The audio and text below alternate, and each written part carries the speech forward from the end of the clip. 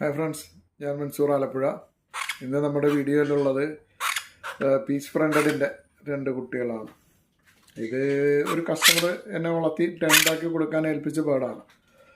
അപ്പോൾ നമ്മളുടെ വീഡിയോ, നമ്മുടെ ബ്ലാക്ക് ക്യാപ്പിൻ്റെ എല്ലാം വീഡിയോ കണ്ടപ്പോൾ പുള്ളിക്കാരന് ഇത് ബ്ലാക്ക് ക്യാപ്പിൻ്റെ കുട്ടിയെ മതി, ഇതിന് വേറെ ആരെങ്കിലും ഉണ്ടെങ്കിൽ കൊടുത്തോളൂ എന്നുണ്ടെങ്കിൽ ഇങ്ങനെ പറഞ്ഞു. അപ്പോൾ ആ പുള്ളിക്ക് അതിനെ വളർത്താനൊരാഗ്രഹം.